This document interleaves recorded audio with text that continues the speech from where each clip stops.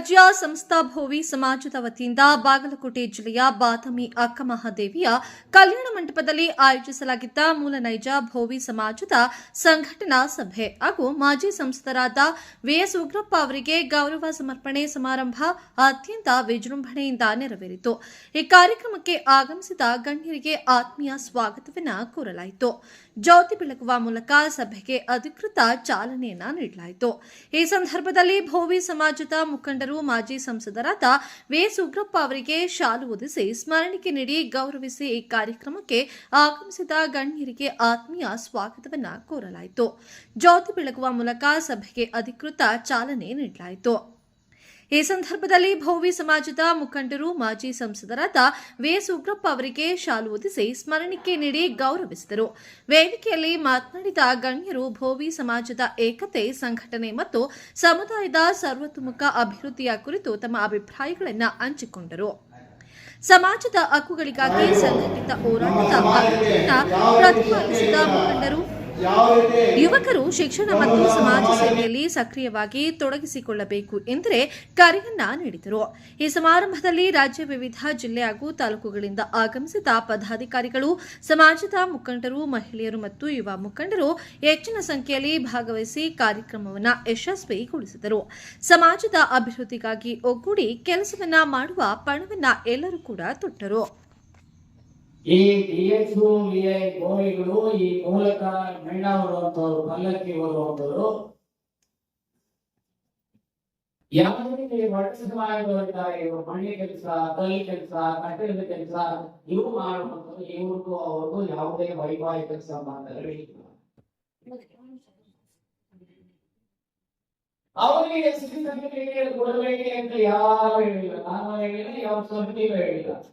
ಈಗೂ ಕೂಡ ಅವ್ರಿಗೂ ಸರ್ಟಿಫಿಕೇಟ್ ಕೊಡು ಅಂತ ಹೇಳಿ ನಾನು ಮತ್ತು ಸುಮಾರು 9 ಜನ ಶಾಸಕರ ರೆಕಮೆಂಡೇಶನ್.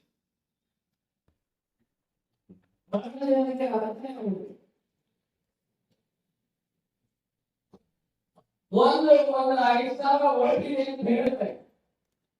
ಯಾವ ಓಟ್ ಜಾಸ್ತಿ ಇದೆಯೋ ಅವ್ರ ಪರವಾಗಿ, ಅವ್ರ ಪರವಾಗಿ ಮಾತಾಡಲಿಲ್ಲ, ಇವ್ರ ಪರವಾಗಿ ಮಾತಾಡ ಏನು ಮಾಡ್ತಾರೆ. ಅವ್ರ ಪರವಾಗಿ ಶಾಸ್ತ್ರ ಇನ್ನ ಹುಡುಗ ಅವ್ರಿಗೆ ಅರ್ಥ ಆಗಬೇಕಾದ್ರೆ ಈಗ ಬಹಳಷ್ಟು ದಿವಸ ಬೇಕಾಗುತ್ತೆ. ಆದರೆ ವರ್ಧನ ಅಧ್ಯಯನ ಮಾಡಬೇಕಾಗುತ್ತೆ. ಸಂವಿಧಾನದ ಆಶಯಗಳಿಗೆ ಈ ಪೊಲೀಸ್ ಸಮಾಜದವರಿಗಾರಲ್ಲ, ಇವರು SC ಆಗಿದ್ದಾರ ಇಲ್ವಾ? ನಾನು ಸ್ಪಷ್ಟವಾಗಿ ಹೇಳ್ತೇನೆ, ಇಲ್ಲಿ ತಾಯಿ ಬನಶಂಕರಿ ನೆಲೆಸಿರೋದು ಎಷ್ಟು ಸತ್ಯವೋ ಅಷ್ಟೇ ಸತ್ಯ. ನೀವು ಬೋಳಿಗಳು SC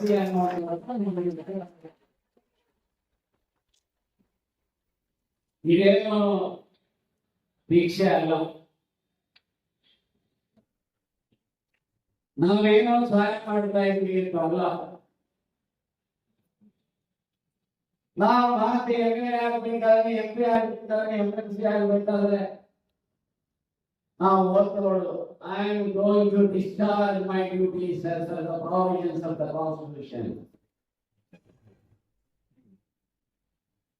ನಾನು ಶಾಸಕನಾಗಿ, ಮಂತ್ರಿಯಾಗಿ, ಮುಖ್ಯಮಂತ್ರಿಯಾಗಿ, MP ಆಗಿ ಸಂವಿಧಾನದ ಆಶಯಗಳಲ್ಲಿ ಕೆಲಸ ಮಾಡ್ತೇನೆ ಅಂತ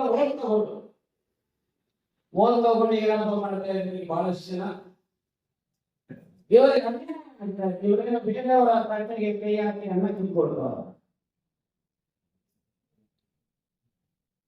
ನಾವು SC ಆಗಿದ್ದೇವೆ, ಅವರು SC ಆಗಿದ್ದಾರೆ. ಅವರು ಕೊಡಿ, ನಮಗೂ ಕೊಡಿ ಅಂತ ಕೇಳೋದು ತಪ್ಪೇನಿದೆ?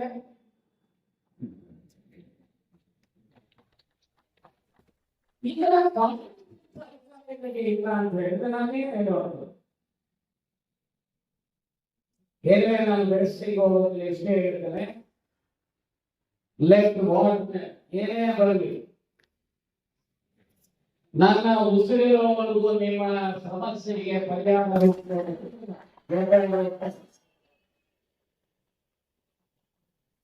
ನನ್ನ ಜೀವನದಲ್ಲಿ ರಾಜಕೀಯ ಲಾಭಕ್ಕೋಸ್ಕರ ನಾನು ಯಾವುದು ಮಾಡಿದವನಲ್ಲ. ನನಗೆ ಇನ್ನ 15 ವರ್ಷ ಆಗೋದಕ್ಕೆ ಮೊದಲೇ ದೇಶಕ್ಕೋಸ್ಕರ ಜೈಲಿಗೆ ಹೋದದ್ದು ಯಾರ ಮೇಲೆ ಜೈಲಿಗೆ 15 ವರ್ಷ ಆಗೋದಿಲ್ಲ 75 ರಾಮಕೃಷ್ಣ ಹೆಗಡೆ, ದೇವೇಗೌಡ, ಅಟಲ್ ಬಿಹಾರಿ ವಾಜಪೇಯಿ, ಎಲ್ ಕೆ ಆಡ್ವಾಣಿ, ಮಧುಸೂದನ್ ಅವರೇ, ಶ್ಯಾಮನಂದ ಮಿಶ್ರಾ, PGR ಸಿರಿಯ ಈ ತರದವರು ನಾನು ಮತ್ತೆ ಸುರೇಶ್ ಕುಮಾರ್ ರಾಜಾಜಿನಗರದ MLA ಇದ್ದಾರೆ. ಅವರಿಗೂ ಅತಿ ಚಿಕ್ಕವರು. ನಾನು ನಿಮ್ಮ ಹಾಗೆ ಬಡತನ ಕುಟುಂಬದಿಂದ ಬಂದವರು. ನಮ್ಮ ಅಪ್ಪ ಎಪ್ಪತ್ತು ರೂಪಾಯಿನವರು ಇಲ್ಲ. ನನ್ನ ತಾಯಿ ಲಕ್ಕಮ್ಮ ಇದ್ದಾರೆ, ಅವರು 70 ಹಾಕೋರು.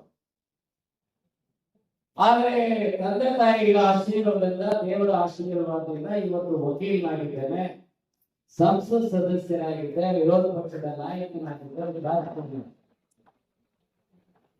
ಈ ಸ್ಥಾನಮಾನಗಳು ಬರ್ತವೆ ಹೋಗ್ತವೆ. ನಾನು ಇಷ್ಟೇ ಹೇಳ್ತೇನೆ, ನನ್ನ ಕೊನೆಯ ಉಸಿರಿರೋರು ಶೋಷಿತ ವರ್ಗದ ಪರವಾಗಿ ಧ್ವನಿಯಾಗಿ ನಿಲ್ತಾರೆ ಹೊರತು ಆಸ್ತಿ ಮಾಡೋದು ಹೊರತು ಅಧಿಕಾರ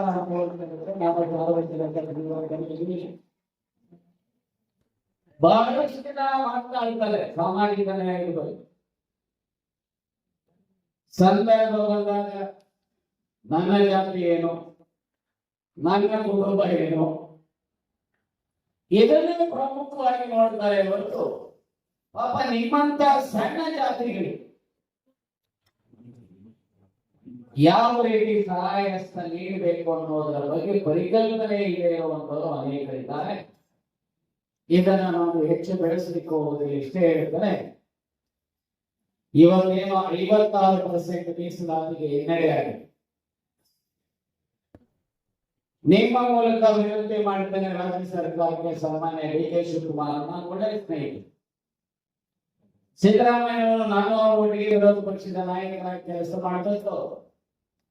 ನಾನು ಮಲ್ಲಿಕಾರ್ಜುನ ಖರ್ಗೆ ಅವರು ಒಟ್ಟಿಗೆ ವಿರೋಧ ಪಕ್ಷ ಅಸೆಂಬ್ಲಿನಲ್ಲಿ ನನ್ನ ಅಪ್ಪರ ವಹಿಸಲಿದ್ದೆ. ನಾನು ಪಾರ್ಲಿಮೆಂಟ್ ಅಲ್ಲಿ ಅವರು ಒಟ್ಟಿಗೆ ಮಾಡಿದೆ. ನಾನು ನಿಮ್ಮ ಮೂಲಕ ವಿನಂತಿ ಮಾಡ್ತೇನೆ, ದಯಮಾಡಿ ಈ ಸಮಸ್ಯೆಯನ್ನ, ಗೋವಿಗಳು ಮತ್ತು ವಡ್ರ ಸಮಸ್ಯೆಯನ್ನ ಶೀಘ್ರದಲ್ಲಿ ಪರಿಹಾರ ಮಾಡುವಂತಹ ಕೆಲಸ ಮಾಡಬೇಕು ಅಂತ ಸರ್ಕಾರವನ್ನು ಒತ್ತಾಯಿಸ್ತೇನೆ. ಹಾಗೆ ಯಾವ ಈ SC ಮತ್ತು ST ಮತ್ತು OBC 2022 ಮಾಡಿರ್ತಕ್ಕಂಥ ಕಾನೂನು ಇವತ್ತಿಗೆ ಸ್ಟೇ ಆಗಿದೆ. ಆ ಸ್ಟೇಯನ್ನ ವೇಗೇಟ್ ಮಾಡಿಸೋದಕ್ಕೆ ರಾಜ್ಯ ಸರ್ಕಾರ ಮಾಡಬೇಕು. ಅದರ ಜೊತೆಗೆ ಬಹಳ ಗುರುತರವಾಗಿರ್ತಕ್ಕಂಥ ಜವಾಬ್ದಾರಿ ಮಿಸ್ಟರ್ ಮೋದಿ ಮೇಲಿದೆ. ಬಂದಾಗ ನಿಮ್ಮನ್ನು ಎಸ್ಟಿ ಮಾಡ್ತೇನೆ ಅಂತ ಹೇಳೋದಲ್ಲಪ್ಪ ಮಿಸ್ಟರ್ ಮೋದಿ. ಇವರಿಗೆ ST ಆಗಿರೋರಿಗೆ ಸಿಗ್ತಾ ಇಲ್ಲ ಅವರಿಗೆ ಸೌಲಭ್ಯಗಳು. ಆ ಸೌಲಭ್ಯಗಳನ್ನು ಕೊಡಿಸುವುದಕ್ಕೆ ನೀವು ಪ್ರಯತ್ನ ಮಾಡಬೇಕು. ಅಷ್ಟೇ ಅಲ್ಲ, ಈ 56% ಮೀಸಲಾತಿಯನ್ನ ಊರ್ಜಿತ ಆಗಬೇಕು ಅನ್ನೋದಿದ್ರೆ ತಮಿಳುನಾಡಿನಲ್ಲಿ 69% ಮೀಸಲಾತಿ ಏನಿದೆ ಅದನ್ನ ಸಂವಿಧಾನದ 9ನೇ ಶೆಡ್ಯೂಲ್ಗೆ ಹೇಗೆ ಸೇರಿಸಿದ್ದಾರೋ ಹಾಗೆ ನಮ್ಮ ರಾಜ್ಯದ 56% ಮೀಸಲಾತಿಯನ್ನ 9ನೇ ಶೆಡ್ಯೂಲ್ಗೆ ಸೇರಿಸುವಂತ ಕೆಲಸ ಕೇಂದ್ರ ಸರ್ಕಾರ ಮಾಡಬೇಕು. ಅದಕ್ಕೆ ಬಿಜೆಪಿ ನಾಯಕರು, JDS ನಾಯಕರು ಪ್ರಯತ್ನ ಮಾಡಬೇಕು. ಹಾಗೆ ರಾಜ್ಯ ಸರ್ಕಾರ ಈ ಇಶ್ಯೂ ಮೇಲೆ ಹಲವಾರು ಡೆಲಿಗೇಷನ್ ಅನ್ನ ತೆಗೆದುಕೊಂಡು ಹೋಗಬೇಕು ಅಂತ ಹೇಳಿ ಒತ್ತಾಯ ಮಾಡೋದ್ರ ಜೊತೆಗೆ ದಯಮಾಡಿ ನಮ್ಮಂತ ಸಮಾಜಗಳ ತಾಳ್ಮೆಯನ್ನ ಪರೀಕ್ಷೆ ಮಾಡಬೇಕು. ನಾನು ಹೋಗುದು ನಿಮ್ಮ ಸಮಾಜದಲ್ಲಿ ಎಷ್ಟೋ ಜನ ಮೇಷ್ಟ್ರುಗಳಾಗಿದ್ದಂಥವ್ರು ಬೆಳಗಾವಿಯಲ್ಲಿ ಮಂತ್ರಿತರ ಕಡೆಗಳಲ್ಲಿ ಕಿತ್ತಾಕಿದ್ರು. ನಾನು ವರದಿ ಬಂದಾದ್ಮೇಲೆ ಕೆಲವರು ರಿಯಲ್ ಎಸ್ಟೇಟ್ ಆಗಿ. ಸೊ ನಮ್ಮ ತಾಳ್ಮೆ ಪರೀಕ್ಷೆ ಮಾಡಕ್ಕೆ ಹೋಗ್ಬಿಡಿ. ಈಗ ಹೊಸ ಸರ್ಕಾರ ಬಂದಿರುವಂತ, ಅಂದ್ರೆ ಹೊಸ ನಾಯಕತ್ವದಲ್ಲಿ ಸರ್ಕಾರ ಬಂದಿರೋದ್ರಿಂದ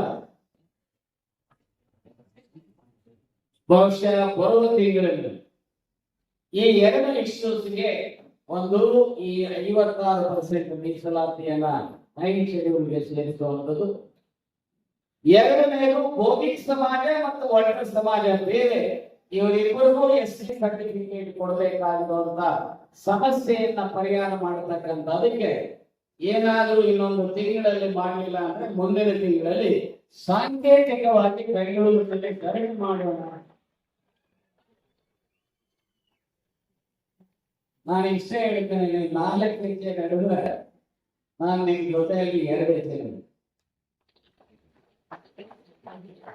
ನೀವೇನಾದ್ರೂ 4 ಹೆಜ್ಜೆ ನಾನು ನಡೀಬೇಕು, ನೀವು 2 ಹೆಜ್ಜೆ ನಡೀತೀವಿ ಅಂದ್ರೆ ಅದು ಕಷ್ಟ.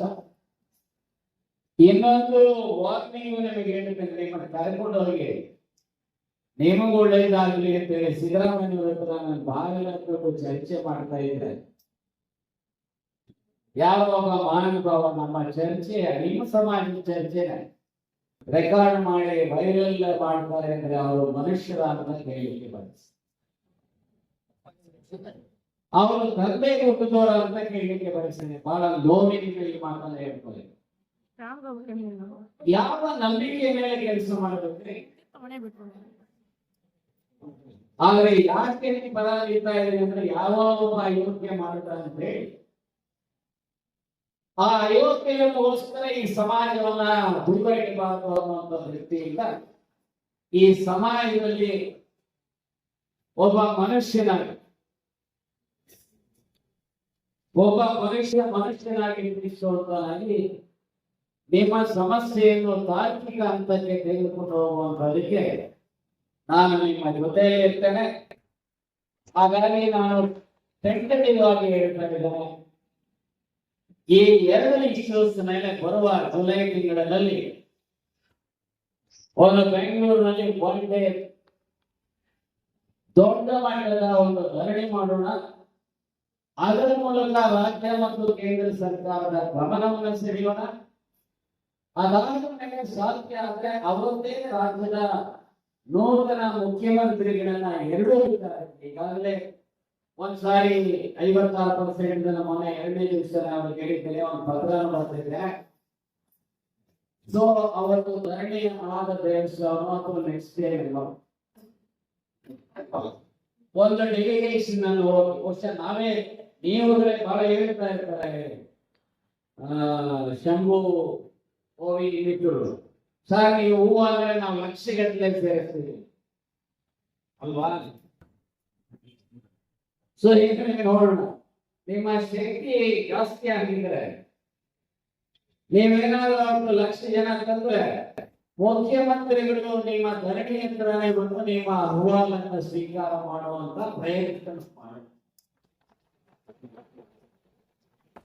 ಸೊ ಹಾಗಾಗಿ ನನಗೆ ಇಷ್ಟ ಹೇಳ್ತೇನೆ, ನಾವ್ಯಾರು ಸಹ